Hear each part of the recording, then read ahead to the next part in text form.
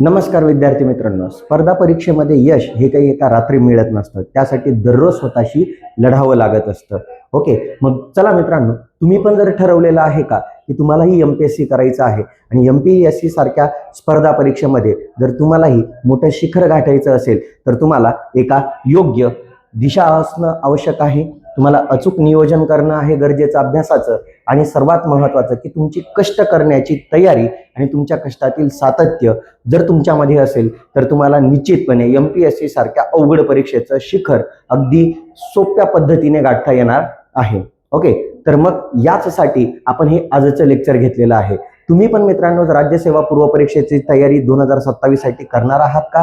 तर हे लेक्चर खास तुमच्यासाठी बनवण्यात आलेलं आहे. नमस्कार मित्रांनो, मी सुशील सोनवणे आपलं एम IAS अकॅडमीच्या या ऑनलाईन प्लॅटफॉर्ममध्ये स्वागत करतो.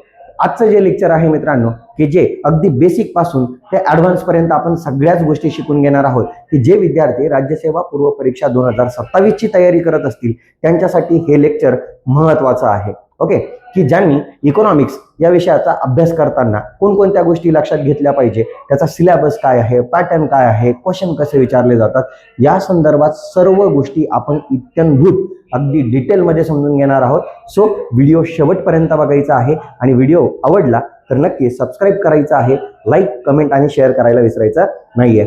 चला जाऊया आजच्या लेक्चरकडे.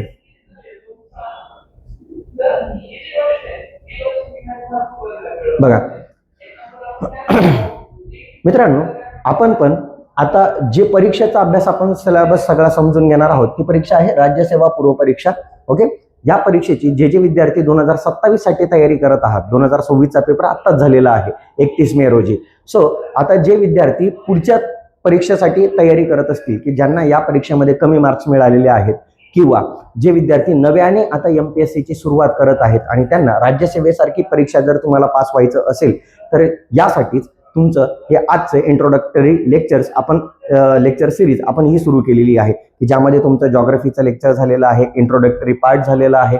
ओके, आज आपण इकॉनॉमिक्स या विषयाची ओळख या परीक्षेसाठी समजून घेणार आहोत. ओके, या परीक्षेचा पूर्ण exam pattern, syllabus, PYQ analysis सगळं आजच्या लेक्चरमध्ये आपण समजून घेणार आहोत. ओके, चला स्टार्ट करूया आजच्या लेक्चरला. ओके, तर सर्वात पहिले महत्त्वाची गोष्ट काय मित्रांनो, की फर्स्ट स्टेप जर आपल्याला इकॉनॉमिक्स या विषयाची अभ्यासाची सुरुवात करायची असेल किंवा समजून घ्यायचा असेल हा विषय, तर त्यासाठीची सर्वात पहिली महत्त्वाची स्टेप म्हणजे काय आहे, की आपल्याला जी आपण परीक्षेसाठी आपण प्रिपेअर होत आहोत त्या परीक्षेचा आपल्याला काय माहिती असणं गरजेचं आहे, सिलेबस माहिती असणं गरजेचं आहे. तर आपल्याला माहिती मित्रांनो, राज्यसेवा पूर्व परीक्षेमध्ये 2 पेपर्स होतात. एक पहिला जो पेपर असतो त्याला GS चा पेपर म्हणतात आणि दुसरा जो असतो तो CSAT चा पेपर असतो. GS म्हणजे जनरल स्टडीज, ज्याला सामान्य अध्ययन म्हटलं जात असतं. आणि या सामान्य अध्ययनाचा जो सिलेबस आहे त्या सिलेबसमध्ये बघा तुम्हाला इथं मेन्शन केलेलं आहे, आणि या सिलेबसमध्ये तुम्हाला टोटल 7 पॉईंट दिसत आहेत. किती पॉईंट दिसत आहेत? 7 पॉईंट दिसत आहेत. आणि या 7 पॉईंटमध्ये बघा मित्रांनो, एक पॉईंट तुम्हाला इथं, आता सर्वात महत्त्वाचं मी तुम्हाला सांगताना इकॉनॉमिक्स म्हटलेलो आहे की आपल्याला इकॉनॉमिक्सचं इंट्रोडक्शन बघायचं आहे. ओके, बट तुम्हाला या 7 विषयांमध्ये कुठंच इकॉनॉमिक्स किंवा अर्थशास्त्र किंवा अर्थव्यवस्था हा शब्द वाचायला ऐकायला मिळत नाहीये.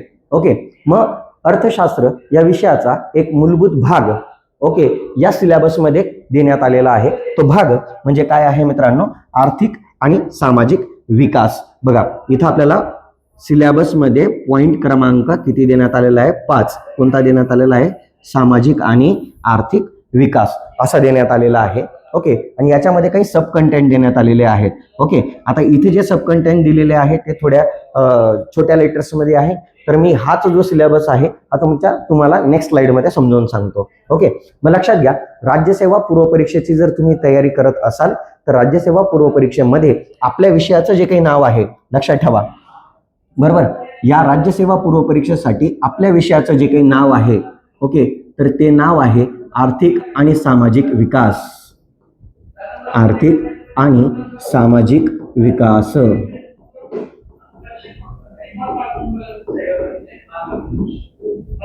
काय आहे? आर्थिक आणि सामाजिक विकास हा एक सगळ्यात महत्त्वाचा कंटेंट आहे. ओके, मग इथं आपल्याला कुठेच अर्थशास्त्र किंवा अर्थव्यवस्था किंवा भारतीय अर्थव्यवस्था हे नावं वाचायला ऐकायला मिळणार नाहीत. तर राज्यसेवा पूर्व परीक्षेमध्ये आपल्या विषयाचं जे काही नाव देण्यात आलेलं आहे ते नाव म्हणजे आर्थिक आणि सामाजिक विकास असं देण्यात आलेलं आहे. आणि या हा जो विषय क्रमांक आहे म्हणजे हा जो GS मध्ये 5व्या क्रमांकाचा पॉइंट आहे. आता या पॉइंटमध्ये आपल्याला काही सब कंटेंट देण्यात आलेले आहेत. ओके, ते सब कंटेंट कोणते आहे मी ते नेक्स्ट स्लाइडला घेतलेले आहेत. ओके, तर बघा यामध्ये कोणकोणता कंटेंट घेण्यात आलेला आहे. तर बघा सर्वात महत्त्वाचं आपल्या विषयाचं नाव देण्यात आलेलं आहे आर्थिक आणि सामाजिक विकास. या अंतर्गत आपल्याला 5 सब कंटेंट देण्यात आलेले आहे, पुढे इत्यादी शब्द देण्यात आलेला आहे. ओके, म्हणजे या व्यतिरिक्त आणखीही काही टॉपिक असू शकतात. ओके, मग सर्वात पहिले या आर्थिक आणि सामाजिक विकास या सिलेबस अंतर्गत ओके आपल्याला कोणकोणते कंटेंट देण्यात आलेला आहे. तर सर्वात पहिला जो कंटेंट देण्यात आलेला आहे तो म्हणजे कोणता आहे, शाश्वत विकास, ज्याला सस्टेनेबल डेव्हलपमेंट म्हटलं जात असतं. मग सस्टेनेबल डेव्हलपमेंट म्हणजे काय आहे मित्रांनो, की बघा मित्रांनो तुम्हाला माहिती आहे की आपल्याला जर कोणत्याही वस्तू आणि सेवेची जर निर्मिती करायची असेल, बघा वस्तू आणि आपल्याला कोणत्याही सेवेची निर्मिती करायची असेल, ओके कोणत्याही वस्तू आणि सेवेची निर्मिती करायची असेल तर आपल्याला 3 प्रकारचे रिसोर्सेस लागतात. किती प्रकारचे रिसोर्सेस लागतात, 3 प्रकारचे रिसोर्सेस लागतात, ज्याला आपण मराठीमध्ये काय म्हणतो, संसाधने म्हणतो. ओके, हे 3 प्रकारचे संसाधनं कोणते कोणते आहेत. एक पहिलं आहे नैसर्गिक संसाधने. ओके, दुसरं आहे मानव निर्मित संसाधने आणि तिसरं आहे मानव संसाधन. कोणतं संसाधन आहे, मानव संसाधन आहे. बघा आपल्याला कोणत्याही वस्तूची आणि सेवेची निर्मिती करायची असेल तर आपल्याला या 3 संसाधनांचा वापर करूनच वस्तू आणि सेवेची निर्मिती करता येत असते. परंतु यापैकी हे जे नैसर्गिक संसाधनं आहेत बरोबर, हे निसर्ग निर्मित असतात आणि हे संपणारी आहेत. हे कशी आहेत, संपणारी आहे. कालांतराने हे नैसर्गिक जे संसाधनं आहे ते एक दिवस काय होणार आहे, संपणारे आहेत.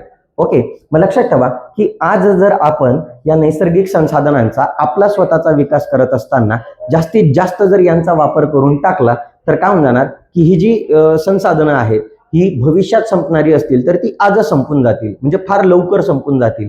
आणि असं झालं मित्रांनो तर काय होणार आहे की भविष्यामध्ये ज्या आपल्या पिढ्या जन्माला येणार आहेत त्या पिढ्यांचा विकास आपण आजच धोक्यात आणून टाकणार आहोत. ओके, सो लक्षात घ्या. मग शाश्वत विकास म्हणजे काय, तर शाश्वत विकास म्हणजे स्वतःच बघा बरं का, शाश्वत विकास म्हणजे असा विकास असतो की जो बघा बरं का आज आपल्याला स्वतःचा असा विकास करायचा आहे की ज्या विकासाद्वारे भविष्यातील पिढ्यांचा विकास धोक्यात येणार नाही. म्हणजे भविष्यातील पिढ्यांचा विकास धोक्यात न येऊ देता आजचा केलेला विकास म्हणजेच कोणता विकास असतो, शाश्वत विकास असतो. ओके, मग हा शाश्वत विकास आपल्याला आपल्या देशामध्ये घडवून आणायचा आहे, जेणेकरून ही जी नैसर्गिक संसाधनं आहेत जी संपणारी आहेत ही संपायला नको. ओके, शाश्वत शब्दच आपल्याला असं सांगत आहेत की ही जी नैसर्गिक संसाधनं आहे ही संपणार नाहीत, ते वाढत राहायला हवीत. बरोबर, म्हणजे ही जी नैसर्गिक संसाधनं आहेत बरोबर याचा आपल्याला काय करावं लागणार आहे, संवर्धन करावं लागणार आहे.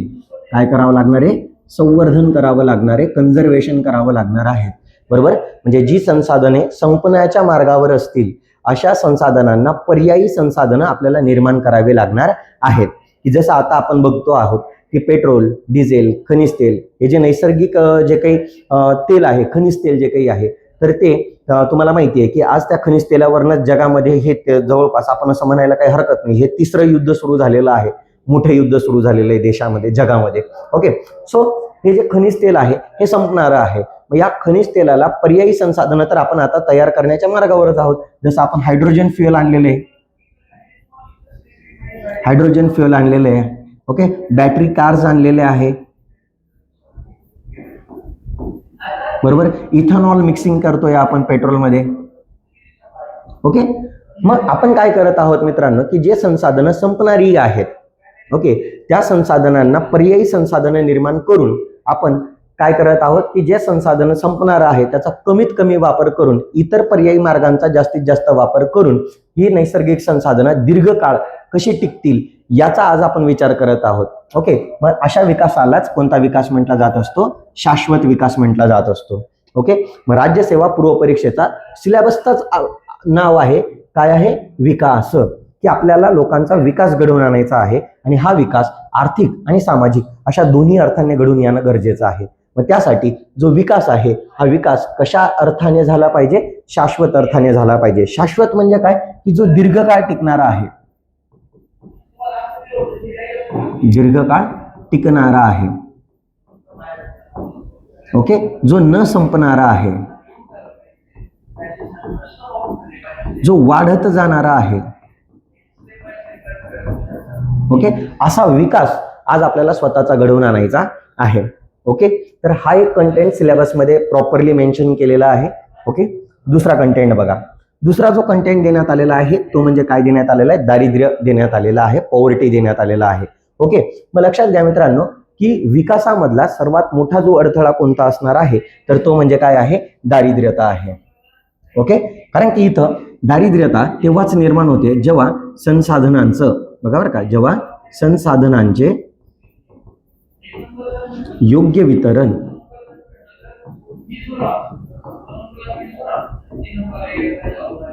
होत नाहीत. म्हणजेच देशामध्ये जेव्हा संसाधनांचं अयोग्यरित्या काय केलं जात असतं? वाटप केलं जात असतं तेव्हा, किंवा अयोग्यरित्या संसाधनांचं योग्य वितरण जेव्हा होत नाही तेव्हा गरीब आणि श्रीमंत असा वर्ग संघर्ष निर्माण होतो. गरीब आणि श्रीमंत असा काय निर्माण होत असतो? वर्ग संघर्ष निर्माण होत असतो. ओके, त्यामुळे सगळ्यात मोठी गोष्ट आहे की विकासाच्या प्रक्रियेमध्ये सर्वात मोठा जो अडथळा कोणता निर्माण होत असेल तर तो गरिबीमुळे निर्माण होत असतो. कारण की बघा, सरकारला जर विकास करायचा असेल, एक साधं सिंपल लॉजिक घेऊया ना, सरकारला जर जास्तीत जास्त विकास घडवून आणायचा असेल तर सरकारला जास्तीत जास्त पायाभूत सुविधांवर खर्च करणं अपेक्षित आहे. चांगले रस्ते आले पाहिजे, एअरपोर्ट्स आले पाहिजे, नंतरच रेल्वे स्टेशन्स आले पाहिजे. ओके, चांगले धरणं झाले पाहिजे, गॅस पुरवठा वाढला पाहिजे, पाणी पुरवठा वाढला पाहिजे, वीज पुरवठा वाढला पाहिजे, बरोबर, चांगले गावामध्ये रस्ते आले पाहिजे. ओके, या सगळ्या गोष्टींद्वारे काय होत असतं मित्रांनो? देशाचा विकास होत असतो. ओके, मग विचार करा मित्रांनो, जर देशामध्ये दारिद्र्याचं प्रमाण जास्त असेल तर सरकारला हे दारिद्र्य दूर करण्यावरच जास्तीत जास्त पैसा खर्च करावा लागेल. म्हणजे सरकारला विकास कामांवरती खर्च कसा करायला भेटेल? कमी करायला मिळेल. त्यामुळे देश जो गरीब आहे तो आणखी गरिबीमध्ये काय केला जातो? ढकलला जात असतो. बरोबर, यालाच आपण दारिद्र्याचं दुष्टचक्र म्हणतो. दारिद्र्याचे दुष्टचक्र. ओके, म्हणजे एखादा गरीब देश आणखीच गरिबीमध्ये काय केला जात असतो? ढकलला जात असतो. ओके, म्हणून दारिद्र्य दूर करणं हा विकासामधला सर्वात मोठा काय आहे? बघा, दारिद्र्य हे विकासामधलं सर्वात मोठा काय आहे? अडथळा आहे. म्हणून दारिद्र्य. मग गरीब कोणाला म्हणायचं? गरिबीची व्याख्या काय आहे? ओके, भारतामध्ये दारिद्र्याचं मोजमाप कसं केलं गेलेलं आहे आतापर्यंत? दारिद्र्य रेषा कशी मोजली जाते? भारतातली जागतिक दारिद्र्य रेषा कशी मोजली जाते? मग भारतामध्ये दारिद्र्य मोजण्याचे स्वातंत्र्याच्या अगोदर प्रयत्न झालेले आहेत का? स्वातंत्र्यानंतर प्रयत्न झालेले आहेत? मग आज सध्या भारताचं दारिद्र्य किती आहे? हे दारिद्र्य मोजमापासाठी भारत सरकारने वेगवेगळ्या समित्या स्थापन केलेल्या आहेत. ओके, त्याच संदर्भात किंवा असं म्हणूया की भारताने दारिद्र्यविषयक वेगवेगळ्या समित्या स्थापन करून भारतातील दारिद्र्याचं प्रमाण तर मोजलं, परंतु या दारिद्र्याचं निर्मूलन करण्यासाठी भारत सरकारने अनेक वेगवेगळ्या उपाययोजना केलेल्या होत्या, योजना राबवलेल्या होत्या. मग या कोणकोणत्या उपाययोजना आहेत, कोणकोणत्या योजना आहेत, या संपूर्ण गोष्टी आपल्याला या चॅप्टरमध्ये शिकून घ्यायच्या आहेत. ओके, नेक्स्ट चॅप्टर आहे समावेशन. समावेशनला म्हटलं आता इन्क्लुजन म्हटलं जातं. इन्क्लुजन म्हणजे काय मित्रांनो? की आत्ताच आपण म्हटलं की सरकारद्वारे आर्थिक आणि सामाजिक विकास घडवून आणण्याचा प्रयत्न केला जात आहे.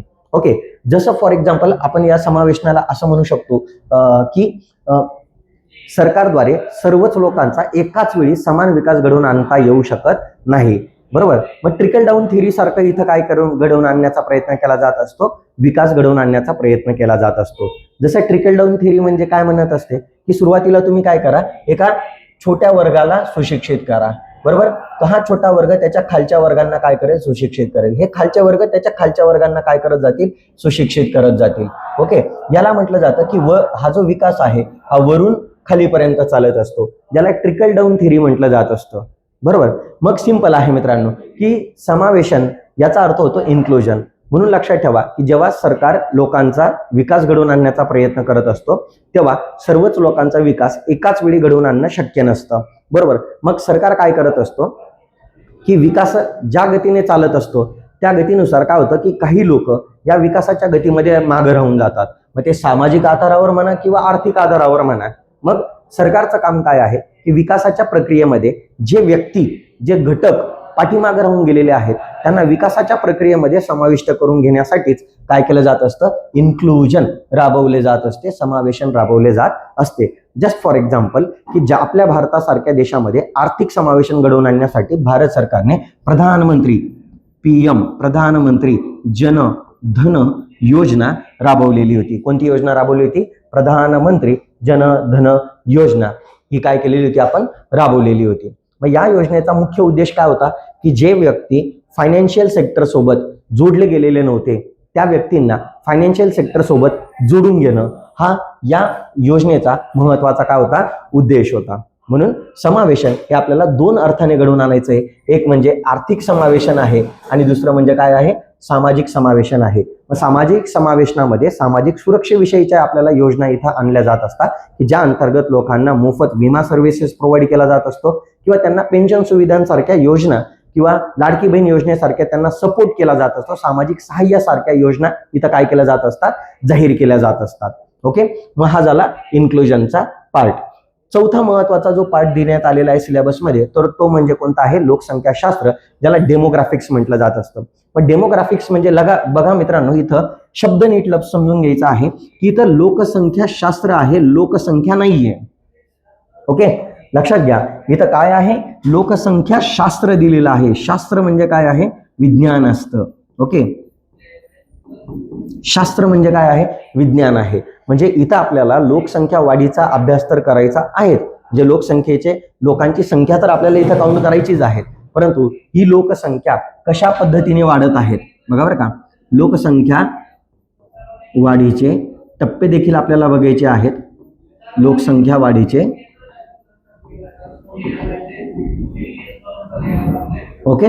लोकसंख्या वाढीचे आपल्याला काय माहिती पाहिजे, टप्पे माहिती पाहिजे की सुरुवातीपासून आतापर्यंत भारताची किंवा जगाची लोकसंख्या कोणकोणत्या टप्प्यांमध्ये आढळलेली आहे. तर आपल्याला माहिती पाहिजे लोकसंख्या वाढीचे आतापर्यंत आपण 5 टप्पे बघतो. बरोबर. जसं फॉर एक्झाम्पल मी तुम्हाला 1-2 टप्पे सांगतो, पहिला, दुसरा आणि तिसरा टप्पा सांगतो. ओके. तर पहिल्या टप्प्यामध्ये जो जन्मदर असतो, जन्मदर आणि जो मृत्यूदर असतो. ओके. तर जन्मदर उच्च असतो आणि मृत्यूदर पण उच्च असतो. बरोबर. हा होता लोकसंख्या वाढीचा पहिला टप्पा होता. त्यानंतर की दुसऱ्या टप्प्यामध्ये काय झालं, लोकसंख्या वाढीचा दर उच्चच राहिला परंतु मृत्यूदर थोडासा काय झाला, कमी झाला. ओके. ही होती दुसरी फेज. तिसऱ्या फेजमध्ये काय होतं, जन्मदर थोडासा कमी होतो बघा बरं का, जन्मदर थोडासा कमी होतो आणि मृत्यूदरही काय होतो, कमी होतो.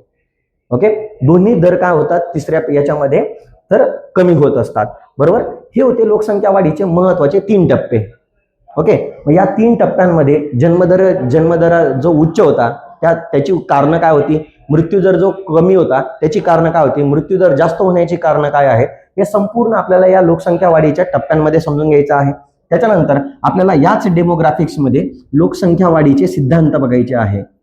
लोकसंख्या वाढीचे सिद्धांत आपण काय बघणार आहोत, लोकसंख्या वाढीचे सिद्धांत बघणार आहोत. ओके. लोकसंख्या वाढीचा परिणाम बघणार आहोत, लोकसंख्या वाढीचा विस्फोट बघणार आहोत. बरोबर. मग हे सगळं जर आपल्याला समजत असेल तर आपल्याला लोकसंख्या नियंत्रण ठेवण्यासाठी उपाययोजना पण याच्यामध्ये बघाव्या लागतील. ओके. की लोकसंख्या नियंत्रणात ठेवण्यासाठी भारत सरकारने आतापर्यंत काय काय उपाययोजना केलेल्या आहेत. मग यामध्येच आपल्याला काय बघायची आहेत, लोकसंख्येची धोरणं सुद्धा बघायची आहेत आपल्याला. बरोबर. जसं दरवर्षी बघा 1976चं पहिलं लोकसंख्या धोरण होतं, दुसरं लोकसंख्या धोरण 2000 सालाचं होतं. ओके. मग दरवर्षी या लोकसंख्या धोरणांवर प्रश्न राहतो, लोकसंख्येच्या वाढीच्या टप्प्यांवर प्रश्न राहतो, लोकसंख्येच्या वाढीच्या सिद्धांतांवर प्रश्न राहतो. ओके, आणि लोकसंख्येशी संबंधित ज्या काही महत्वाच्या संकल्पना आहे, जसं जन्मदर म्हणजे काय, मृत्यूदर म्हणजे काय, बालमृत्यू म्हणजे काय, अर्भक मृत्यूदर म्हणजे काय आहे, माता मृत्यूदर म्हणजे काय आहे, जनन दर काय आहे, एकूण जनन दर काय आहे, बरोबर, प्रजनन दर काय आहे, ओके, ढोबळ प्रजनोत्पादन दर काय आहे, निव्वळ प्रजनोत्पादन दर काय आहे, बरोबर. असे ज्या महत्वाच्या ज्या काही डेमोग्राफिक संबंधित ज्या काही संकल्पना आहेत, ओके, त्या संकल्पना सुद्धा आपल्याला यामध्ये समजून घ्यायच्या आहेत. म्हणजे यामध्ये आपल्याला लोकसंख्येसोबतच बघा बरं का, लोकसंख्या तर आपल्याला इथं करायचीच आहे. लोकसंख्या म्हणजे काय रे मित्रांनो, लोकांची मोजलेली संख्या. मग इथं आपल्याला की कोणत्या राज्याची लोकसंख्या जास्त आहे, भारताची लोकसंख्या किती आहे, जगात लोकसंख्येच्या बाबतीत भारत कितवा आहे, बरोबर, जगातले टॉपचे लोकसंख्या असलेले देश कोणते आहे, ओके, त्याचं क्षेत्रफळ किती आहे, त्याच्यानंतर आपल्याला पुरुषांची संख्या किती आहे, महिलांची संख्या किती आहे, राज्याची लोकसंख्या किती आहे, बरोबर, लिंग गुणोत्तर किती आहे, बाललिंग गुणोत्तर किती आहे, घनता किती आहे, साक्षरतेचा दर किती आहे, ग्रामीण लोकसंख्येचं प्रमाण किती आहे, नागरी लोकसंख्येचं प्रमाण किती आहे, बरोबर. अशा अनेक मुद्द्यांना धरून आपल्याला लोकसंख्येचा अभ्यास करायचा आहे. परंतु हा अभ्यास करत असताना आपल्याला हा जो डेमोग्राफिक्सचा जो पार्ट आहे हा विसरता कामा नये, कारण की इथं आपल्याला प्रॉपर टॉपिक मेन्शन केलेला आहे, लोकसंख्या नव्हे. हा आपल्याला लोकसंख्या नव्हे तर आपल्याला काय पाठ दिलेला आहे, लोकसंख्या शास्त्र दिलेला आहे. म्हणून इकॉनॉमिक्स मध्ये जर तुम्ही जास्तीत जास्त प्रश्न पाहिले तर लोकसंख्येवर कमी येतात आणि लोकसंख्येच्या या शास्त्रावरच जास्तीत जास्त प्रश्न आपल्याला पाहायला मिळत आहेत.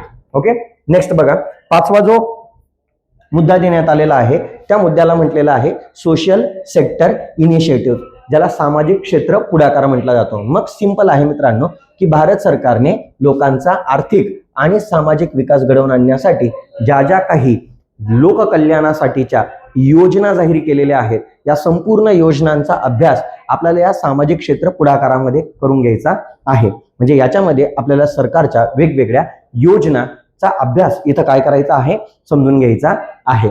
ओके, तर हे सिलेबसमध्ये राज्यसेवा पूर्व परीक्षेच्या सिलेबसमध्ये दिलेले महत्वाचे 5 मुद्दे होते. ओके, मग आता जर आपण चला ठीक आहे, हे 5 मुद्दे आपल्याला समजलेले आहे, सिलेबस आपल्याला समजलेला आहे, त्या प्रत्येक चॅप्टर मध्ये आपल्याला नेमकं काय काय करायचं आहे हे समजलेलं आहे. ओके, मग जस्ट आपण एक काम करूया की आपण काय करूया आता की जे आता 2026 चा जो काही क्वेश्चन पेपर झालेला आहे, ओके, या 2026च्या क्वेश्चन पेपरचं थोडंसं एक अनालिसिस करूया की इकॉनॉमिक्सवर पूर्व परीक्षेला किती किती प्रश्न आलेले आहेत आतापर्यंत.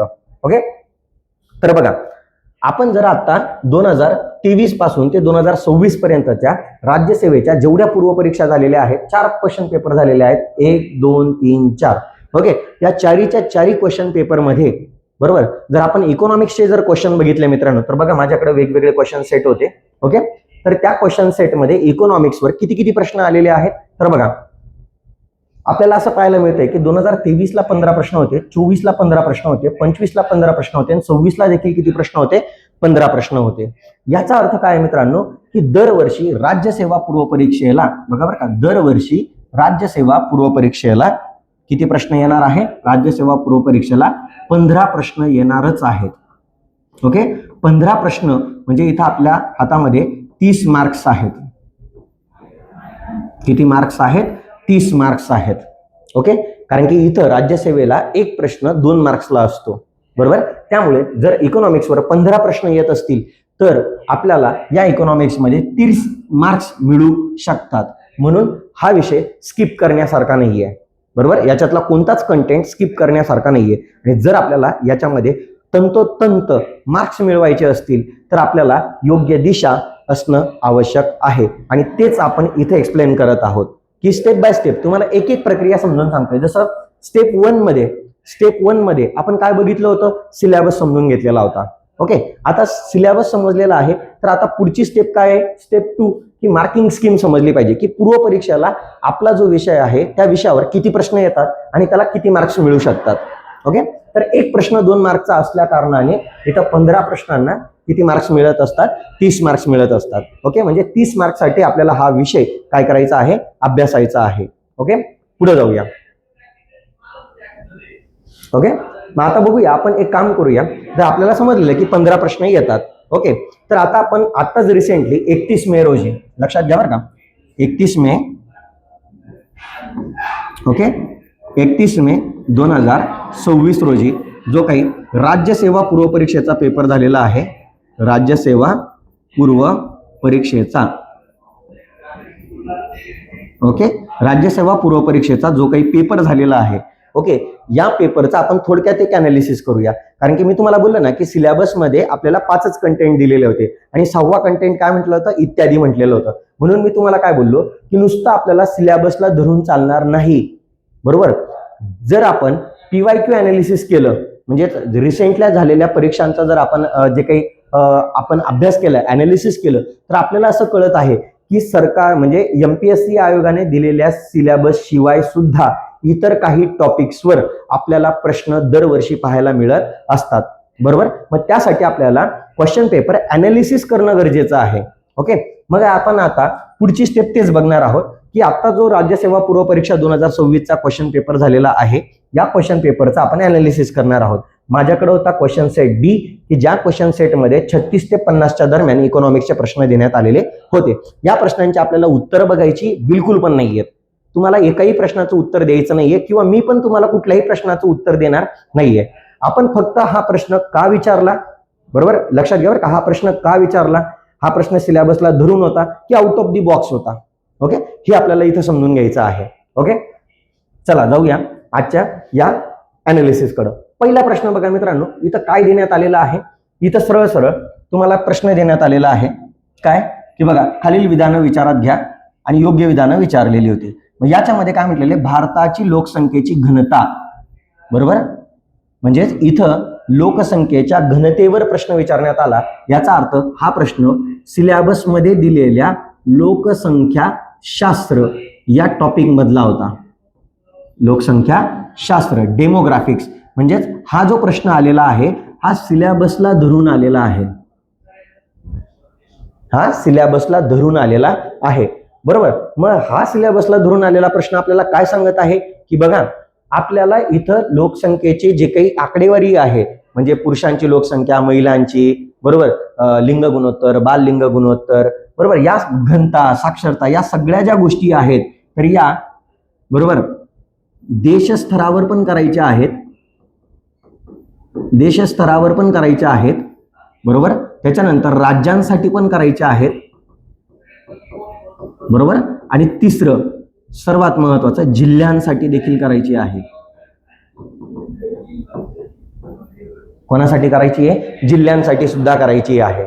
झालं लक्षात, राहील लक्षात तुम्हाला. कारण की इथं जे देण्यात आलेली बघा, इथं घनता तुम्हाला भारतातल्या कोणत्याही राज्याची विचारले नाही, भारतातल्या कोणत्याही जिल्ह्याची तुम्हाला घनता विचारली नाही, तर इथं सरळ सरळ तुम्हाला इतर देशांची घनता विचारली आणि त्यांची कंपॅरिझन त्यांनी भारतासोबत केलेली आहे, बरोबर. त्यामुळे इथं लक्षात घ्यायचं आहे की इथं नुसतं लोकसंख्या शास्त्र शिकत असताना लोकसंख्या जी आपल्याला करायची आहे ती देश स्तरावर पण करायची आहे, राज्य स्तरावर करायची आहे, जिल्हा स्तरावर सुद्धा आपल्याला समजून घ्यायची आहे.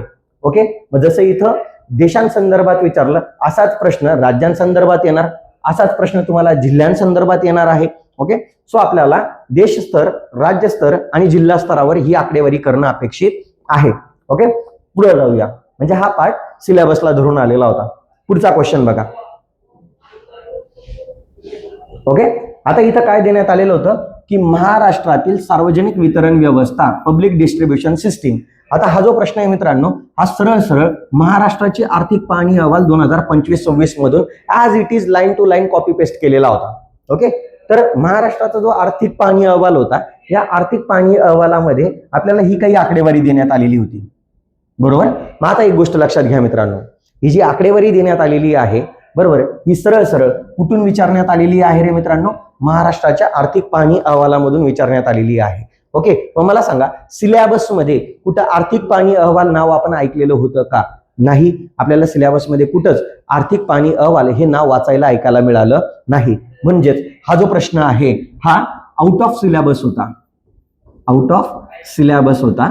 बट PYQ अनालिसिस जर आपण केलं तर PYQ अनालिसिस असं म्हणत आहे की दरवर्षी भारताचा आणि महाराष्ट्राचा जो काही आर्थिक पाहणी अहवाल सादर केला जात असतो, त्या आर्थिक पाहणी अहवालावर 100% 1 ते 2 प्रश्न आपल्याला पाहायला मिळतच आहे. याचा अर्थ जर आपण फक्त सिलेबसला धरून अभ्यास करत असू तर आपण इथं चुकी करत आहोत, कारण की आपल्याला पीवायक्यू अनालिसिस करून इतर एक्स्ट्रा टॉपिक सुद्धा आपल्याला मिळत आहे की ज्या टॉपिकवर दरवर्षी प्रश्न पाहायला मिळत आहे. आणि असा टॉपिक म्हणजे काय की आर्थिक पाहणी अहवाल. म्हणजे इथून पुढे आपल्याला इकॉनॉमिक्सचा अभ्यास करताना आर्थिक पाहणी अहवाल पण करणं गरजेचं आहे. आर्थिक पाहणी अहवाल. ओके.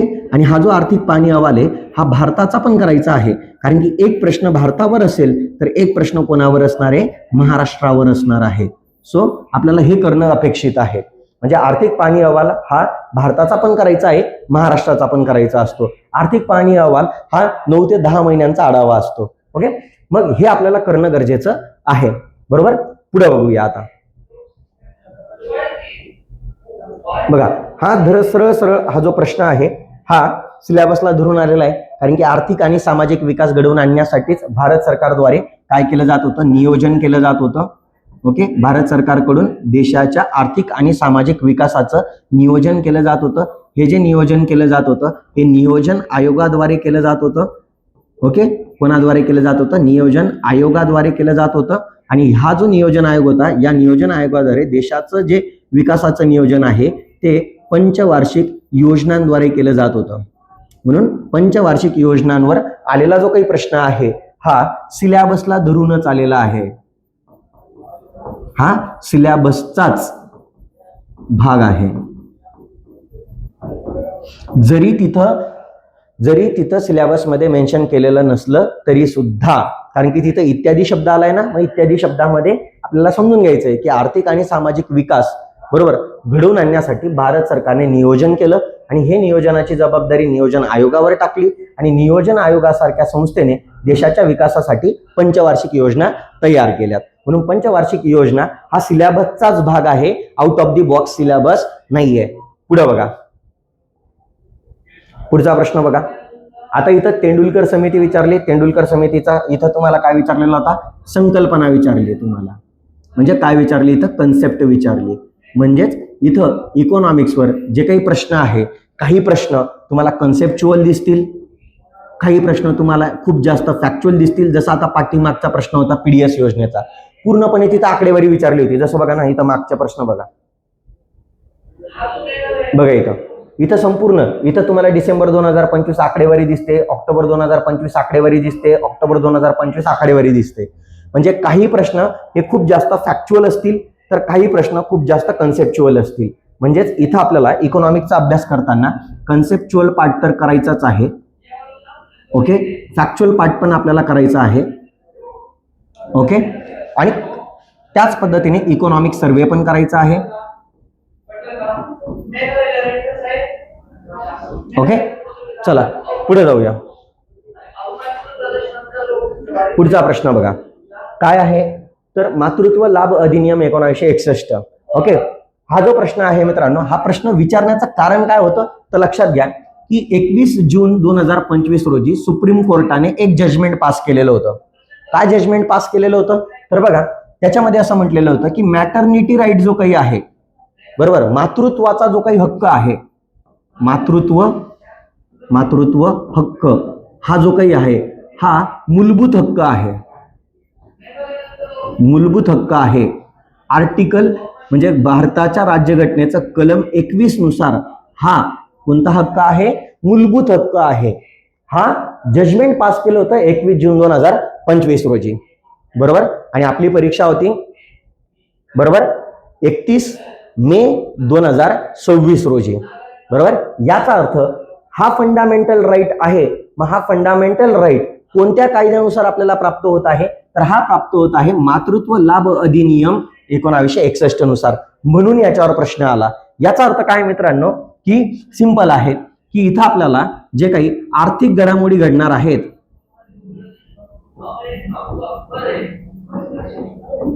काय घडणार आहे, ज्या आर्थिक घडामोडी घडणार आहेत त्या आर्थिक घडामोडी एक वर्षभराच्या करणे अपेक्षित आहे. करणे काय आहे, अपेक्षित आहे. ओके. म्हणजे हा प्रश्न चला भाऊ आउट ऑफ द बॉक्स आला, आउट ऑफ द सिलेबस आला असं नाहीये. ओके. आर्थिक घडामोडी ज्या वर्षभराच्या घडणार आहे त्याच्यावर असा हा प्रश्न काय केला जाणार आहे, विचारला जाणार आहे. ओके, पुढे बघा. पुढचा प्रश्न काय विचारण्यात आलेला आहे, दारिद्र्य निर्मूलन कार्यक्रम, एकात्मिक ग्रामीण विकास कार्यक्रम, भूमिहीन. आता अगेन या ज्या योजना आहेत या संपूर्ण योजना पंचवार्षिक योजनेमध्ये जाहीर करण्यात आलेल्या होत्या. आणि मी तुम्हाला बोललो की पंचवार्षिक योजना हा सिलेबसचाच भाग आहे. कोणाचा भाग आहे, सिलेबसचाच भाग आहे. की या पंचवार्षिक योजनांमध्ये वेगवेगळे दारिद्र्य निर्मूलन विषयक कार्यक्रम जाहीर करण्यात आले ते, त्या कार्यक्रम कोणत्या वर्षी जाहीर केले असा सरळ सरळ एक फॅक्च्युअल प्रश्न इथे विचारण्यात आलेला होता. ओके, म्हणजे आपल्याला फॅक्ट सुद्धा माहिती असणं आवश्यक आहे. पुढे बघा, पुढचा प्रश्न बघा. आता इथं तुम्हाला कोल आणि हुअर यांचा काय विचारण्यात आलेला होता, लोकसंख्या वाढीचा सिद्धांत विचारण्यात आलेला होता. बरोबर, लोकसंख्या वाढीचा सिद्धांत आहे हा, लोकसंख्या वाढीचा सिद्धांत. आणि हा सुद्धा मी तुम्हाला बोललो होतो की हा सुद्धा डेमोग्राफिक्सचा पार्ट आहे, लोकसंख्या शास्त्राचा पार्ट आहे. कोणाचा पार्ट आहे, लोकसंख्या शास्त्राचा काय आहे, हा भाग आहे. ओके, म्हणून यावर प्रश्न आला तर हैराण होण्याची काही गरज नाहीये, कारण की तो सिलेबसला धरूनच आलेला प्रश्न आहे. बरोबर, आउट ऑफ द बॉक्स प्रश्न नाहीये. पुढे बघा काय म्हटलेलं इथं, जमिनीचे तुकडीकरण होतं जे काही आहे, उपविभागणी किंवा जे काही तुकडेकरण होत आहे. बरोबर, तर त्याची तोटे विचारलेले आपल्याला. आता मला सांगा मित्रांनो, इथं आपण शेतीविषयी काही आपण सिलेबसमध्ये पार्ट बघितला का राज्यसेवेच्या पूर्व परीक्षेमध्ये? नाही. तर तरी लक्षात घ्या की दरवर्षी राज्यसेवा पूर्व परीक्षेमध्ये आपल्याला जमीन सुधारणा बरोबर यावर दरवर्षी प्रश्न येतोय. दरवर्षी 1 ते 2 प्रश्न राज्यसेवा पूर्व परीक्षेला आपल्याला पाहायला मिळत आहे. 1 किंवा 2 प्रश्न याच्यावर 100% आपल्याला येतात, म्हणजे येतातच राज्यसेवा पूर्व परीक्षेला. बरोबर, म्हणजे हा आपल्याला सिलेबसमध्ये दिलेला नाहीये, हा out of the box question आहे. बट हा out of the box syllabus ठरत नाही. का नाही? कारण की आपण जर PYQ अनालिसिस केलं तर PYQ अनालिसिस नुसार बघा बरं का, PYQ अनालिसिस नुसार प्रत्येक वर्षी प्रश्न आहे, प्रत्येक वर्षी प्रश्न विचारण्यात येतो. कोणत्या टॉपिकवर? तर जमीन सुधारणेवर. याचा अर्थ काय? म्हणजे तुम्ही फक्त सिलेबसला धरून चालाल तर प्रत्येक प्रश्नाला आउट ऑफ बॉक्स म्हणणार का? तर नाही. त्यासाठी तुम्ही प्रॉपर PYQ अनालिसिस करा. PYQ अनालिसिस नुसार आपल्याला असं समजतंय की जमीन सुधारणा या टॉपिकवर दरवर्षी राज्यसेवेला 1 ते 2 प्रश्न येतोय. बरोबर, म्हणजेच याचा अर्थ जर तुम्ही प्रॉपर PYQ अनालिसिस केलं नाही तर तुम्हाला असे हक्काचे 1 ते 2 मार्क्स अजिबात, 1 ते 2 प्रश्न अजिबात सोडवता येणार नाही आणि इकॉनॉमिक्सचा स्कोर डाऊन होणार तुमचा. ओके, पुढे बघा. पुढचा प्रश्न देण्यात आलेला आहे, सामाजिक सुरक्षा उपाययोजना. मी आताच तुम्हाला बोललो इन्क्लुजन, समावेशन. ओके, हा इन्क्लुजनशी संबंधित पार्ट आहे, म्हणजेच हा सिलेबसला धरूनच आलेला प्रश्न आहे की ज्याच्यामध्ये म्हटलेलं आहे सामाजिक सुरक्षा उपाययोजना प्रामुख्याने 2 कॅटेगरीज मध्ये विभागल्या जातात. एक म्हणजे सामाजिक विमा आणि एक म्हणजे सामाजिक सहाय्य. ओके, की जिथं समाजामध्ये विकासाच्या प्रक्रियेत मागे राहिलेल्या घटकांना विकासाच्या प्रक्रियेमध्ये समाविष्ट करून घेण्यासाठी त्यांना आपण सामाजिक सुरक्षा प्रदान करत असतो. आणि ही सामाजिक सुरक्षा प्रदान करण्यासाठी आपण त्यांना मोफत विमा काढून देत असतो किंवा आपण त्यांना सामाजिक सहाय्यासारख्या पेन्शनधारित योजना काय करत असतो, जाहीर करत असतो. किंवा लाडकी बहीण योजना, वृद्धापकाळांसाठी ज्या काही योजना आहे त्या संजय गांधी निराधार योजना, अशा योजना राबवून आपण त्यांना काय करत असतो, विकासाच्या प्रक्रियेमध्ये समाविष्ट करून घेण्याचा प्रयत्न करत असतो. ओके, पुढे जाऊया. म्हणजे हा पण प्रश्न सिलेबसला धरूनच आलेला आहे. पुढचा प्रश्न बघा, राष्ट्रीय लोकसंख्या धोरण 2000. आता हा तर प्रश्न सरळ सरळ सिलेबसला धरूनच आहे, डेमोग्राफिक्सचाच प्रश्न आहे.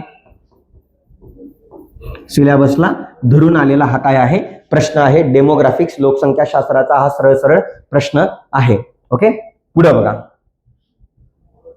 पुढचा प्रश्न आहे राष्ट्रीय अन्न सुरक्षा 2013. आताच मी तुम्हाला बोललो होतो की सोशल सेक्टर इनिशिएटिव्ह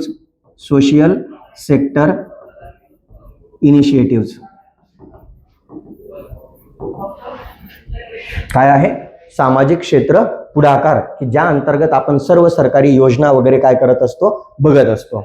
ओके, मग ही सरकारी योजनांवरचा काय आहे, हा महत्वाचा प्रश्न आहे की ज्या या कायद्याअंतर्गत काय केलं जात असतं, महिला सक्षमीकरण करणं आणि राज्य अन्न आयोगास वेगवेगळे अधिकार प्रदान करणं हे या कायद्याचं काम आहे.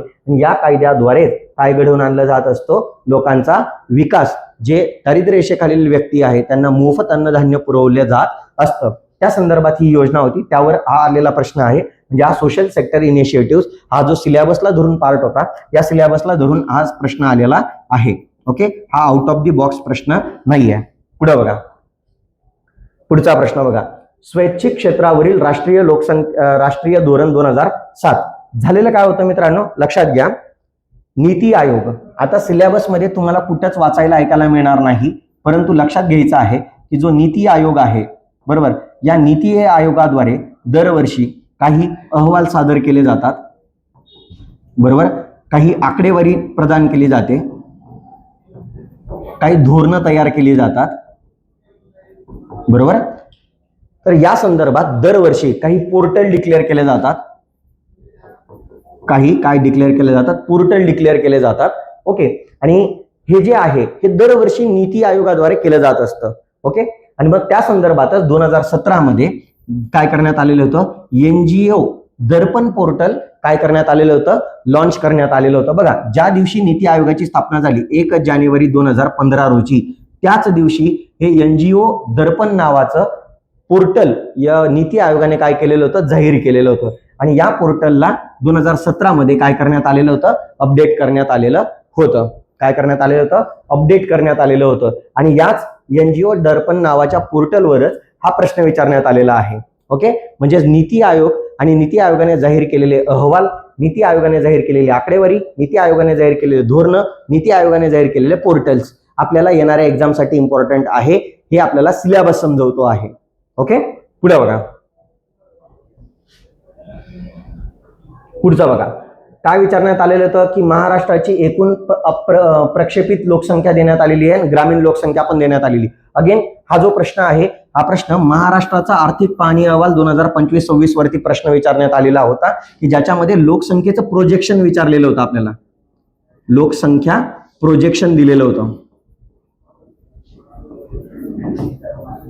काय देण्यात आलं होतं, लोकसंख्येचं प्रोजेक्शन देण्यात आले होतं की महाराष्ट्राची लोकसंख्या 1 मार्च 2026 पर्यंत किती असू शकते, एक जस्ट अंदाज देण्यात आलेला होता. आणि त्या अंदाजावर महाराष्ट्राची आर्थिक पाहणी अहवालामध्ये हे जसे तसे 2 वाक्य कॉपी पेस्ट केलेले होते आणि ते जसे तसे आपल्याला त्याच्यावर प्रश्न विचारलेला आहे.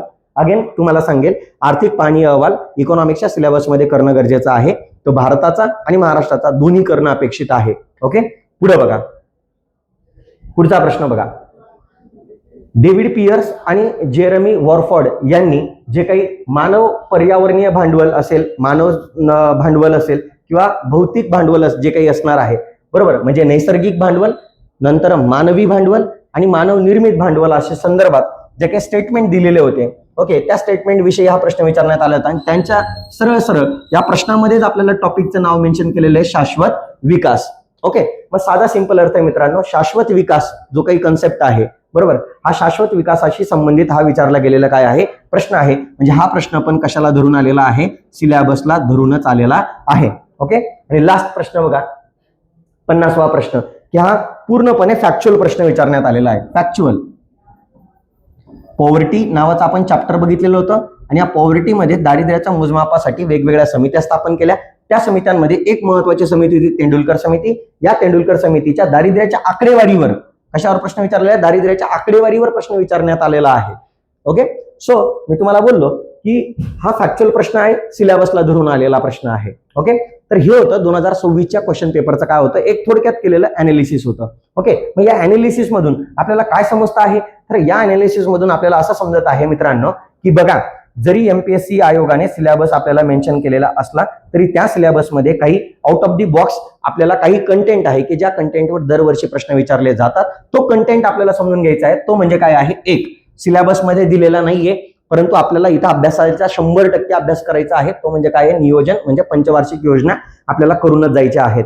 दुसरं, आर्थिक घडामोडी, बरोबर, आर्थिक घडामोडींचा संदर्भ मी खाली घेतलेलाच आहे, तो पण तुम्हाला एक्सप्लेन करतो. ओके, म्हणजे ज्या ज्या काही एका वर्षभरामध्ये ज्या ज्या काही आर्थिक घडामोडी घडणार आहेत त्या घडामोडींवर देखील आपल्याला प्रश्न पाहायला मिळणार आहे. पुढचा बघा, आर्थिक पाहणी अहवाल, मग तो केंद्राचा पण असेल आणि महाराष्ट्र राज्याची देखील आपल्याला आर्थिक पाहणी अहवाल करून जाणं गरजेचं आहे. जसं आपण बघितलं की यावेळी महाराष्ट्राच्या आर्थिक पाहणी अहवालावर 2 प्रश्न होते आणि केंद्राच्या आर्थिक पाहणी अहवालावर 1 प्रश्न आहे, तो मी खाली घेतलेला आहे. ओके, पुढे बघा, जमीन सुधारणा हा सिलेबस मध्ये दिलेला पार्ट नाहीये, परंतु दरवर्षी जमीन सुधारणेवर काय विचारला जात आहे, प्रश्न विचारला जात आहे. ओके, पुढे बघा, नीती आयोगाद्वारे जाहीर होणारे जे काही पोर्टल्स आहेत, अहवाल आहेत, निर्देशांक आहेत, यांच्यावर हमखास दरवर्षी काय विचारलं जात असतं, प्रश्न विचारला जात असतो. म्हणून हे सुद्धा करून जाणं आपल्याला गरजेचं आहे. पुढचं बघा, मानव विकास हा सिलेबस मध्ये दिलेला पार्ट नाहीये, शाश्वत विकास शब्द दिलेला आहे, परंतु शाश्वत विकास नेमका कोणाचा, बरोबर, तर शाश्वत विकास हा मानवाचाच केला जाणार आहे. बरोबर, मानवाचाच विकास शाश्वत आधारावर केला जाणार आहे आणि तो विकास घडवून आणण्यासाठीच सगळे प्रयत्न सुरू आहे. त्यामुळे मानव विकास हा जरी सिलेबस मध्ये आपल्याला नावाला वाचायला ऐकायला मिळत नसला तरी हा बाय डिफॉल्ट आपल्याला कन्सिडर करून चालायचा आहे. दुसरं, आर्थिक वाढीचे सिद्धांत. जर तुम्ही 2025च्या क्वेश्चन पेपरचं जर अनालिसिस केलं तर तुम्हाला असं आढळेल मित्रांनो की 2025च्या क्वेश्चन पेपरमध्ये अनेक जे प्रश्न होते हे कशावर विचारण्यात आले होते, आर्थिक वाढीच्या सिद्धांतांवर प्रश्न विचारण्यात आलेले होते. म्हणून दरवर्षी आर्थिक वाढीच्या सिद्धांतांवर देखील प्रश्न विचारला जात असतो आणि म्हणून आर्थिक वाढीचे सिद्धांत करून जाणं गरजेचं आहे. तसंच दरवर्षी 1991च्या ज्या काही आर्थिक सुधारणा राबवण्यात आलेल्या त्या स्पेशल करून लिबरलायझेशन, प्रायव्हेटायझेशन, ग्लोबलायझेशन म्हणजे उदारीकरण, खाजगीकरण आणि जागतिकीकरणाशी संबंधित ज्या काही आर्थिक सुधारणा राबवण्यात आलेल्या होत्या त्या सुधारणांवर 100% 1-2 वर्ष आड करून यावर काय येत असतो, प्रश्न येत असतो. बरोबर, म्हणून बघा, आता नुसतं आपण सिलेबस समजून चालणार नाही, तर सिलेबसला सोडून PYQ अनालिसिस केल्यानंतर आपल्याला हे मुद्दे सापडले की या मुद्द्यांवर दरवर्षी प्रश्न विचारला जात असतो. म्हणजे सिलेबस मध्ये दिलेले 5 मुद्दे आणि हे out of the box topic जे काही आहे हे टॉपिक सुद्धा तुम्हाला राज्यसेवा पूर्व परीक्षेसाठी करून जाणं गरजेचं आहे. ओके, पुढे बघा, आता मग इकॉनॉमिक्सचा अभ्यास करताना तुम्हाला कोणकोणत्या गोष्टी लक्षात ठेवायच्या आहे, तर सर्वात पहिला महत्वाचा पॉइंट आहे की तुम्हाला कन्सेप्ट समजणं गरजेचं आहे. काय समजणं गरजेचं आहे, कन्सेप्ट समजणं गरजेचं आहे. जर तुम्हाला कन्सेप्ट समजला नाही तर तुम्हाला साध्या सिंपल सोप्या प्रश्नाचं देखील उत्तर देता येणार नाही. हे कशावरनं, जस्ट मी तुम्हाला आता इथे एक प्रश्न दाखवतो बघा. आताच आपण एक प्रश्न बघितला होता इथं, हाच घ्या प्रश्न. डेव्हिड पियर्स आणि जेरमी वॉरफोर्ड यांनी कन्सेप्ट दिलेला होता शाश्वत विकासाचा. यांच्या म्हणण्यानुसार असं आहे मित्रांनो, यांचा कन्सेप्ट काय आहे समजून घ्या.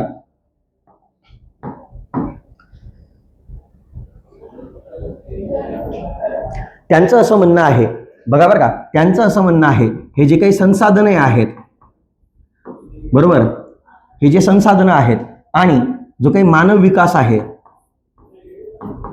मानव विकास जो काही आहे हे व्यस्त प्रमाणात आहे, हा त्यांचा सिद्धांत होता. या दोघांचा सिद्धांत काय आहे, त्यांनी काय म्हटलं होतं की संसाधने आणि मानव विकास, बरोबर, हे एकमेकांच्या काय असतात, व्यस्त चलनात असतात. एका साईडला जर संसाधने वाढत असतील, बरोबर, म्हणजे संसाधनं जास्त असतील तर इकडे मानव विकास कसा होणार, कमी होणार. बरोबर, सॉरी, 1 मिनिट थांबा. ओके, बघा, त्याचं असं म्हणणं होतं की जर देशामध्ये, बघा बरं का, जर देशांमध्ये संसाधनांचा ऱ्हास होत असेल, लक्षात घ्या, जर देशामध्ये संसाधनांचा ऱ्हास होत असेल, त्यांचं योग्य युटिलायझेशन होत नसेल तर मानव विकास कसा होत राहणार आहे, कमीत कमी होत राहणार आहे. बरोबर, आणि जर तुम्ही संसाधनांचा योग्यरित्या वापर करत असाल, बघा बरं का, जर तुम्ही संसाधनांचा योग्यरित्या वापर करत असाल तर कसा होणार आहे, मानव विकास कसा साध्य केला जाणार आहे, जास्तीत जास्त साध्य केला जाणार आहे. ओके, हा तो सिद्धांत होता. मग हा जर सिंपल सिद्धांत जर तुम्हाला माहिती असता तर आपल्याला इथं या प्रश्नाचं उत्तर देता आलं असतं की ज्याने संसाधनांसंदर्भात बोललेला होता, मानव निर्मित भांडवल, मानवी भांडवल आणि पर्यावरणीय भांडवल यांचा समावेश केला तर हे स्टेटमेंट अगदी करेक्ट होतं. बरोबर, दुसरं स्टेटमेंट त्यांनी काय म्हटलं होतं की जर शाश्वत विकास घडवून आणायचा असेल तर मी तुम्हाला अगोदरच बोललो, शाश्वत विकास म्हणजे जो दीर्घकाळ टिकणारा आहे, न संपणारा आहे, सतत वाढत जाणारा आहे. मग इथं काय म्हटलेलं आहे की इथं पर्यावरणीय जे भांडवल आहे ते कमी होत जातं. मग मी आताच तुम्हाला बोललो की शाश्वत विकास म्हणजे कमी होणे नाही तर उलट वाढत जाणं आहे. बघा किती सिंपल कन्सेप्ट होता. म्हणजे नुसतं तुम्हाला शाश्वत विकासाचा अर्थ जरी समजला असता तरी तुम्हाला हा प्रश्न सॉल्व्ह करता आला असता. आणि हे दुसरं विधान काय असतं, चुकीचं होतं. बरोबर विधान विचारलं तर केवळ बरोबर आहे हे उत्तर तुमच्या समोर आलं असतं. म्हणजे कन्सेप्ट क्लिअर असणं किती गरजेचं आहे हे आपल्याला या प्रश्नावरनं पाहायला मिळत आहे. ओके, आता दुसरा बघा, जर तुम्हाला इकॉनॉमिक्सचा अभ्यास करायचा असेल तर त्याच्यामध्ये पहिला पार्ट असतो कन्सेप्ट क्लिअर करणं. आणि कन्सेप्ट क्लिअर झाला नाही तर तो वारंवार फॅकल्टीकडनं समजून घेणं ही आपली जबाबदारी आहे. ओके, दुसरा जो सगळ्यात महत्वाचा पार्ट आहे तो म्हणजे काय, काही ठराविक आकडेवारी आपल्याला पाठ करावी लागेल. फॉर एक्झाम्पल दारिद्र्यविषयक समित्या. जसं आता आपल्याला इथं प्रश्न विचारण्यात आला होता बघा, राज्यसेवा पूर्व परीक्षेमध्ये आताच आपल्याला दुसरा प्रश्न विचारण्यात आलेला आहे बघा. कोणता, तेंडुलकर समितीच्या 2004-5च्या आकडेवारीनुसार. जर तुम्ही तेंडुलकर समिती जर आकडेवारी पाठ केलेली असती, फॉर एक्झाम्पल बघा 2004-5 मध्ये तेंडुलकर समितीला 37.2% भारताचं दारिद्र्य आढळलेलं होतं. ओके, याच्यापेक्षा 4% जास्त म्हणजेच ग्रामीण दारिद्र्य होतं. म्हणजे 37 आणि 4 किती होता, 41.8% हे आपलं ग्रामीण दारिद्र्य होतं. ओके, आणि भारताच्या दारिद्र्याच्या प्रमाणापेक्षा 12% कमी म्हणजे 37 आहे तर इथं किती येणार आहे, 25.7% हे तुमचं शहरी दारिद्र्य होतं. बरोबर, म्हणजे बघा जर तुमच्याकडं हे फॅक्च्युअल डेटा पाठ असेल तुमचा, बरोबर, किंवा कन्सेप्ट पाठ असेल, बरोबर, किंवा तुमच्या जवळ ट्रिक असेल हे लक्षात ठेवण्यासाठी, तरच तुम्ही या प्रश्नाचं काय देऊ शकतात, उत्तर देऊ शकतात. जसं मी लक्षात ठेवलेलं आहे, मी संपूर्ण प्रत्येक वर्षाची आकडेवारी भारताची दारिद्र्याची पाठ करून टाकलेली आहे. आणि त्या दारिद्र्याच्या आकडेवारीमध्ये ग्रामीण दारिद्र्य कसं लक्षात ठेवायचं आणि शहरी दारिद्र्य कसं लक्षात ठेवायचं याची मी ट्रिक तयार केलेली आहे. जर तेंडुलकर समिती असेल आणि जर ग्रामीण दारिद्र्य विचारलं तर भारताच्या दारिद्र्यापेक्षा ग्रामीण दारिद्र्य 4% जास्त आहे. शहरी दारिद्र्य विचारलं 2004-5चं तर ते भारताच्या दारिद्र्याच्या प्रमाणापेक्षा 12% कमी आहे. ही माझी ट्रिक आहे.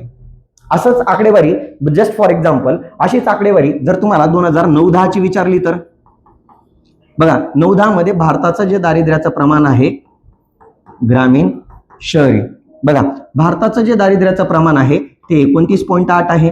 याच्यापेक्षा 4ने जास्त म्हणजे 33 पॉईंट समथिंग तुमचं ग्रामीण दारिद्र्य येणार. आणि याच्यापेक्षा 9ने कमी म्हणजे किती येणार, 20 पॉईंट समथिंग तुमचं शहरी दारिद्र्य येणार. आणि हीच आकडेवारी जर तुम्हाला 2011-12 ची जर विचारली तर इथे येतं 21.9%. बरोबर, 21.9%. याच्यामध्ये 4 मिळवा, 25 पॉईंट समथिंग टक्केवारी तुमचं ग्रामीणची असेल. आणि याच्यामधून 8 वजा करून टाका, 13 पॉईंट समथिंग तुमचे शहरी दारिद्र्याचं प्रमाण असेल. म्हणजे ही ट्रिक आहे मित्रांनो. ही काय आहे, ट्रिक आहे. ही ट्रिक जर तुम्ही वापरली तर 100% तुमचा प्रश्न काय होऊ शकतो, सॉल्व्ह होऊ शकतो. ओके, पुढे बघा. म्हणजेच तुम्हाला समजलेलं आहे की पहिला पार्ट जो काही आहे सगळ्यात महत्वाचा तो म्हणजे काय आहे, संकल्पना समजून घेणं आणि काही ठराविक आकडेवारी काय करून टाकणं, पाठ करून टाकणं. का, कारण की दरवर्षी त्या आकडेवारीवर प्रश्न विचारला जाणार आहे. पुढचं संकल्पनेशी संबंधित चालू घडामोडी असतात. जस्ट फॉर एक्झाम्पल, आताच आपण दारिद्र्य नावाचं चॅप्टर घेतलेलं होतं, बरोबर. आणि दारिद्र्यामध्ये एक महत्वाचा कन्सेप्ट आहे कोणता, तो म्हणजे बहुआयामी दारिद्र्य. कोणता आहे, बहुआयामी दारिद्र्य. बहुआयामी म्हणजे काय, मल्टी डायमेन्शनल पॉवर्टी. ओके, मग आता बघा तुम्ही हा कन्सेप्ट शिकला दारिद्र्य नावाच्या चॅप्टर मध्ये. मल्टी डायमेन्शनल पॉवर्टी काय आहे हा कन्सेप्ट तुम्हाला क्लिअर झाला. आणि त्या कन्सेप्टवर लगेच तुम्हाला इथं काय विचारलं होतं मित्रांनो, प्रश्न विचारलेला होता करंट अफेअरवर. करंट अफेअर्स म्हणजेच आपण जो काही कन्सेप्ट शिकतोय त्या कन्सेप्ट रिलेटेड आपला जर काही करंट अफेअर घडत असेल तर ते करंट अफेअर देखील आपल्याला करणं अपेक्षित आहे. ओके, पुढे बघा. पुढचा पार्ट की अर्थव्यवस्थेसंबंधित घडामोडी असतील किंवा बजेट करणं आवश्यक आहे आणि आर्थिक पाहणी अहवाल. जसं आर्थिक पाहणी अहवालावर आपण बघितलं की यावेळी महाराष्ट्रावर 2 प्रश्न होते आणि भारतावर 1 प्रश्न आलेला होता. आता बघा भारताच्या आर्थिक पाहणी अहवालावर 1 प्रश्न आणि बजेटवर 1 प्रश्न कसा आलेला आहे आता 2026च्या क्वेश्चन पेपर मध्ये बघा. जसं बघा हा प्रश्न सरळ सरळ विचारण्यात आलेला आहे, भारताचा आर्थिक पाहणी अहवाल 2026. कशावर विचारण्यात आलेला आहे, भारताचा आर्थिक पाहणी अहवाल 2025-26. म्हणजे आला भारताच्या आर्थिक पाहणी अहवालावर प्रश्न आला. पुढचा बघा, आत्ताचा 2026चा पेपर आहे बरं का हा. आता बजेट करणं आवश्यक आहे. का, कारण की बजेटमध्ये प्रधानमंत्री धनधान्य कृषी योजना जाहीर करण्यात आलेली होती. ओके, 2025-26च्या बजेटमध्ये बघा बरं का, 2025-26च्या बजेटमध्ये ही प्रधानमंत्री धनधान्य कृषी योजना जाहीर करण्यात आलेली होती आणि त्या योजनेवर प्रश्न विचारण्यात आलेला आहे. म्हणून दरवर्षी जो जाहीर होणारा जो काही बजेट आहे तो बजेट सुद्धा आपल्याला करणं काय आहे, गरजेचं आहे. म्हणून आत्ताच काय करायचं आहे, तुम्ही सगळ्यांनी काय करायचं आहे, जेवढे विद्यार्थी लाईव्ह असतील त्या प्रत्येकाने काय करायचं आहे, हा जो स्क्रीन आहे या स्क्रीनचा स्क्रीनशॉट घेऊन ठेवा या स्लाइडचा, जेणेकरून तुम्हाला इकॉनॉमिक्सचा अभ्यास करताना इकॉनॉमिक्सच्या नोटबुकमध्ये पहिल्याच पानावर तुमचे हे 5 पॉईंट असणं अपेक्षित आहे. जर तुम्हाला इकॉनॉमिक्सचा अभ्यास करायचा असेल तर तुमचे हे 5 पॉईंट तुमच्या पहिल्याच पानावर असणं अपेक्षित आहे. ओके.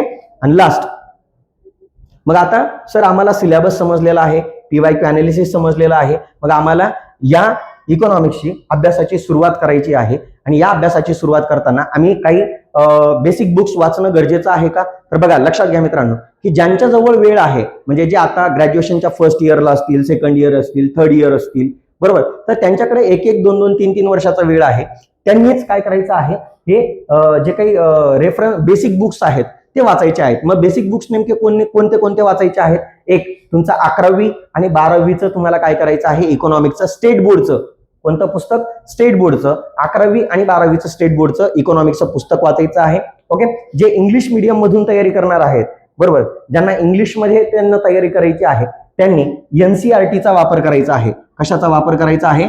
NCERTच्या बुक्सचा वापर करायचा आहे. NCERT मध्ये 11वीची NCERT, 11वी आणि 12वीची NCERTचा तुम्हाला काय करायचं आहे, अभ्यास करायचा आहे. 11वीच्या NCERTचं नाव आहे इंडियन इकॉनॉमिक डेव्हलपमेंट आणि 12वीच्या NCERTचं नाव आहे इंट्रोडक्टरी मॅक्रो इकॉनॉमिक्स आहे. ओके. तर या 2 पुस्तकांची जर तुम्ही रिव्हिजन केली, ओके, तर निश्चितपणे तुमचा जो बेस आहे इकॉनॉमिक्सचा तो क्लिअर होणार. ओके. मग सर आता आम्हाला समजलेलं आहे बेसिक बुक्स कोणते वाचायचे आहे आणि कोणी वाचायचे आहे. कोण वाचणार? ज्यांच्याजवळ 1 वर्ष, 2 वर्ष, 3 वर्ष एक्झाम देण्यासाठी वेळ आहे त्यांनी हे बेसिक बुक्स वाचायचे आहे. आता ज्यांचं ग्रॅज्युएशन पूर्ण झालेलं आहे, बरोबर, ज्यांना 1 वर्षामध्येच संपूर्ण तयारी करायची आहे, त्यांच्याकडे वेळ कमी आहे, त्यांनी डायरेक्ट रेफरन्स सोर्सेसला हात लावला तरी चालेल. ओके. पुढे बघा, म्हणजे ज्यांच्याजवळ वेळ नाही त्यांनी बेसिक बुक्स रेफर नाही केले तरी चालतील, त्यांनी डायरेक्ट रेफरन्स सोर्सेस यूज करा. ज्यांच्याजवळ वेळ आहे त्यांनी आवर्जून बेसिक बुक्स वाचायचे म्हणजे वाचायचेच आहेत. ओके. पुढे बघा, मग आता मी इथं डायरेक्ट तुम्हाला बुक लिस्ट दिलेली आहे. ज्यांच्याजवळ NCERT आहे, ओल्ड स्टेट बोर्ड आहे किंवा न्यू स्टेट बोर्ड आहे. आता मी इथं सिलेबसचे काही चॅप्टरची नावं घेतलेली आहेत. त्या चॅप्टरचे तुम्हाला कोणकोणत्या NCERT मधलं कितवं चॅप्टर करायचं आहे, जसं फॉर एक्झाम्पल अर्थव्यवस्था, अर्थव्यवस्थेचे प्रकार आणि तिचे वैशिष्ट्य करायचे असेल तर तुम्हाला 10वीच्या NCERTचं सेकंड चॅप्टर काय करायचंय, तुम्हाला रीड करायचंय. तुमच्याजवळ जर ओल्ड स्टेट बोर्ड असेल तर 10वीच्या स्टेट बोर्डचं पहिलं चॅप्टर वाचायचंय आणि न्यू स्टेट बोर्ड असेल तर 11वीच्या स्टेट बोर्डचं पहिलं चॅप्टर वाचायचं आहे. असं मी सगळं मेन्शन केलेलं आहे. पटापट काय करायचं आहे, या स्लाइडचा काय घेऊन ठेवायचा आहे, स्क्रीनशॉट घेऊन ठेवायचा आहे, की जिथं मी तुम्हाला प्रत्येक चॅप्टर आणि ते चॅप्टर NCERTच्या कोणत्या NCERT मधून कितव्या चॅप्टर मधून करायचं आहे ते सगळं मेन्शन केलेलं आहे इथं बघा. ओके. याचा पण एक स्क्रीनशॉट घेऊन ठेवा. त्याच्यामध्ये संपूर्ण चॅप्टर्स मी मेन्शन केलेले आहेत, जेवढे प्रिलिम्स आणि मेन्सच्या दृष्टीने महत्वाचे आहे सर्व चॅप्टर मी इथं मेन्शन केलेले आहेत. ओके. आता दुसरी महत्वाची गोष्ट, की ज्यांना आता रेफरन्स सोर्स तुम्ही समजलं, की तुम्हाला बेसिक बुक समजले, तर आता रेफरन्स सोर्सेस कोणकोणते यूज करायचे, तर त्यामध्ये सर्वात पहिला जो पार्ट आहे, जे मराठीमधून स्टडी करत आहेत, बरोबर, जे मराठीमधून स्टडी करत आहे त्यांनी आवर्जून किरण देसले सरांचा भाग 1 आणि भाग 2 दोन्ही करायचे आहेत. ओके. दुसरं, जे इंग्लिश मधून तयारी करणार आहात, जे इंग्लिश मीडियम यूज करणार आहात आन्सर रायटिंगसाठी, त्यांनी रमेश सिंग किंवा संजीव वर्मा या पुस्तकांना काय करायचं आहे, रेफर करायचे आहे. आणि आपल्या क्लास नोट्स, आपल्या एऑन IAS अकॅडमीच्या क्लास नोट्स. आता तुम्ही म्हणाल सर ठीक आहे, आम्हाला रेफरन्स सोर्सेस समजलं, पण तुम्ही म्हटले होते की करंट अफेअर्स पण करावं लागेल इकॉनॉमिक्सचं. तर लक्षात घ्यावा की करंट अफेअर्स जे काही आहे,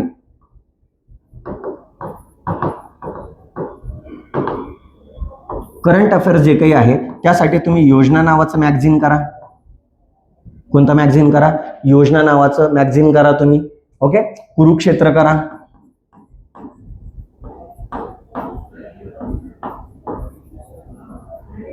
बरोबर. Economic weekly. ओके, हे काही महत्वाचे मॅगझिन्स आहेत. हे मॅगझिन्स तुम्ही यूज केले तर निश्चितपणे तुम्हाला इकॉनॉमिक्सचं करंट अफेअर 100% समजायला मदत होणार आहे. ओके, म्हणजे आता रेफरन्स सोर्स पण समजला. ओके, मग आता सर्वात महत्वाची गोष्ट की जर तुम्हाला यशस्वी होण्याचा सुवर्ण मार्ग जर तुम्हाला समजून घ्यायचा असेल तर तो खडतर आहे, करावा लागेल, केला तर 100% यश तुमचंच आहे. ओके, तर तो काय आहे तर बघा, तुमच्याजवळ मर्यादितच अभ्यास साहित्य असणं गरजेचं आहे. खूप सारा फापट पसारा घेऊन चालायचं नाहीये. दुसरी महत्वाची, त्या जो अभ्यास साहित्य तुमच्या जवळ आहे त्याच अभ्यास साहित्याची वारंवार काय करावी लागणार आहे, उजळणी करावी लागणार आहे. तिसरं महत्वाचं, मागील वर्षाच्या प्रश्नांचे सातत्यपूर्ण तुम्हाला काय करावं लागणार आहे, विश्लेषण करावं लागणार आहे. आणि हीच खऱ्या अर्थाने अर्थशास्त्राची काय आहे, यश मिळवण्याची काय आहे, गुरुकिल्ली आहे. ओके, चलो आता बघा मित्रांनो, आता तुम्हाला या संपूर्ण लेक्चर समजलेलं आहे. ओके, तुम्हाला इकॉनॉमिक्समध्ये काही डाऊट असला मित्रांनो, इकॉनॉमिक्समध्ये तुम्हाला काही डाऊट असला तर तुम्ही मला सरळ 965701 बघा 9657019760 या नंबरवर कॉन्टॅक्ट करू शकतात. माझं नाव आहे सुशील सोनवणे. ओके, यावर तुम्ही संपर्क साधून तुम्ही इकॉनॉमिक्सचे तुमचे जे काही डाऊट्स असतील ते डाऊट सुद्धा मी तुमचे क्लिअर करणार आहे. आजच्या लेक्चरमध्ये आपण प्रिलिमचा पार्ट समजून घेतला. नेक्स्ट लेक्चरमध्ये आपण मेन्सचा पार्ट समजून घेणार आहोत. तत्पूर्वी थांबूया. ओके, तर बघा, या लेक्चरच्या ज्या काही पीडीएफ्स आहेत त्या पीडीएफ्स तुम्हाला हव्या असतील तर तुम्हाला काय करायचं आहे, या QR कोडला स्कॅन करायचा आहे, ज्या अंतर्गत तुम्हाला सर्व आपल्या लेक्चरच्या पीडीएफ इथं अवेलेबल होऊन जातील. ओके, दुसरं महत्वाचं की जे आता खास विद्यार्थी 2027 ची तयारी करत आहेत, बरोबर, त्या 2027च्या राज्यसेवा पूर्व परीक्षेची तयारी करणाऱ्या संपूर्ण विद्यार्थ्यांसाठी आपण एक राज्यसेवा पूर्व परीक्षा किंवा राज्यसेवा 2027 समर्पण बॅच घेऊन आलेलो आहोत. की या बॅच मध्ये आम्ही संपूर्ण फॅकल्टी की ज्यांनी 2-2, 3-3 वेळा मेन्स दिलेले आहेत, UPSC MPSCच्या इंटरव्ह्यूज दिलेले आहेत, अशा संपूर्ण फॅकल्टी तुम्हाला इथे टीच करणार आहेत की ज्या या बॅच मध्ये तुम्हाला पूर्णपणे पूर्व आणि मुख्य परीक्षेचं गायडन्स केलं जाणार आहे. तुम्ही मुख्य परीक्षा पास झाल्यानंतर तुम्हाला इंटरव्ह्यूचं सुद्धा गायडन्स इथं यामध्ये केलं जाणार आहे. ओके, चला बघा, मग या बॅचचं वैशिष्ट्य काय काय आहेत तर बघा, सर्वात महत्वाची ही प्रिलिम प्लस मेन्स असणारी बॅच आहे की ज्याच्यामध्ये लाईव्ह प्लस अनलिमिटेड रेकॉर्डिंग असणार आहे. दुसरी महत्वाची, लाईफ टाईम व्हॅलिडिटी आहे. जोपर्यंत तुमची सॅटिस्फॅक्टरी पोस्ट निघत नाही तोपर्यंत तुम्हाला या बॅचचा ऍक्सेस असणार आहे. पुढं या बॅच मध्ये पूर्ण बेसिक टू ऍडव्हान्स तुम्हाला शिकवलं जाणार आहे. NCERT पूर्ण कव्हर केल्या जाणार आहेत. प्रॉपर आन्सर रायटिंग प्रॅक्टिस करून घेतली जाणार आहे. PYQ अनालिसिस करून घेतलं जाणार आहे. स्टडी नोट्स तुम्हाला प्रोव्हाइड केल्या जाणार आहे. ते सिरीज तुम्हाला इथं प्रोव्हाइड केली जाणार आहे. पर्सनल मेंटॉरशिप सुद्धा इथं तुम्हाला प्रोव्हाइड केली जाणार आहे. एवढी संपूर्ण बॅच, एवढा संपूर्ण कॉम्बो पॅक तुम्हाला या समर्पण बॅच मध्ये दिला जाणार आहे, जी ऑनलाईन प्लस ऑफलाईन दोन्ही मोड मध्ये तुम्हाला अवेलेबल आहे. ओके, आणि या बॅच मध्ये जर तुम्हाला ऍडमिशन घ्यायचं असेल तर तुम्हाला इथं जो काही कॉन्टॅक्ट नंबर दिलेला आहे या कॉन्टॅक्ट नंबरवर तुम्हाला काय करायचं आहे, कॉन्टॅक्ट करायचं आहे आणि ऍडमिशन तुम्हाला काय करायचं आहे, कन्फर्म करायचं आहे. ओके, चला थांबूया मित्रांनो. नेक्स्ट लेक्चर मध्ये आपण राज्यसेवा मुख्य परीक्षेचा सिलेबस एक्सप्लेन करणार आहोत. तोपर्यंत थांबूया. खूप खूप धन्यवाद मित्रांनो. Bye bye.